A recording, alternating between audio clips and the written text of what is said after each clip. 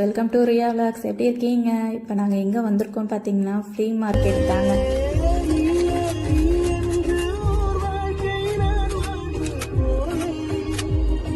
எந்த ஊராக இருந்தாலும் நம்ம ஊர் பாட்டு கேட்டுட்டு போகிற சுகமே சுகந்தாங்க. ஃப்ளீ மார்க்கெட்னு சொன்னாலே எந்த மாதிரி மார்க்கெட்னு பார்க்குறீங்களா?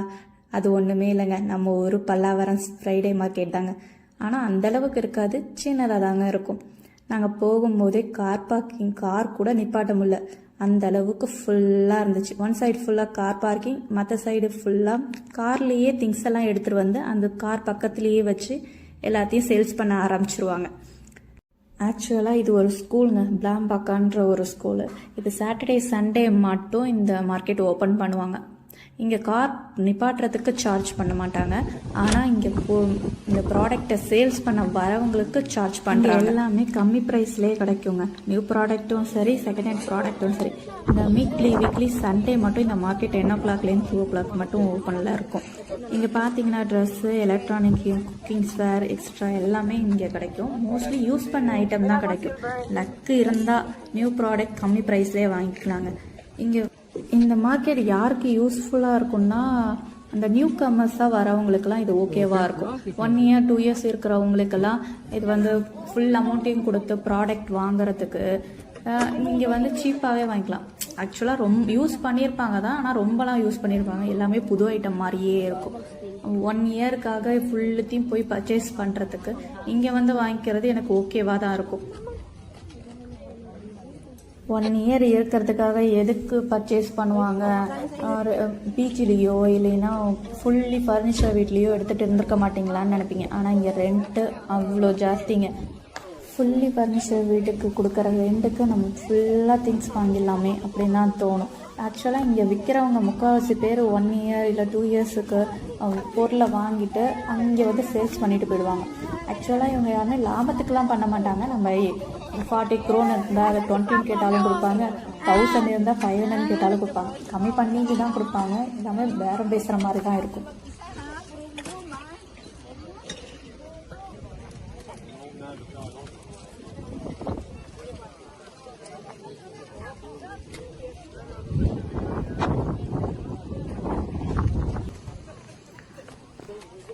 ஆக்சுவலாக இங்கே வந்து குட்டி குட்டி பசங்கள்லாம் வந்து அவங்க கையாலே செஞ்ச திங்ஸ் எல்லாம் வந்து சேல்ஸ் பண்ண ஆரம்பிச்சிடுவாங்க, அவங்க ஃபிக்ஸ் பண்ண ரேட்டோட. ஆக்சுவலாக மற்ற பொருளெல்லாம் வாங்குறத விட இதை எல்லாருமே வாங்க ஆர்வமாக இருப்பாங்க.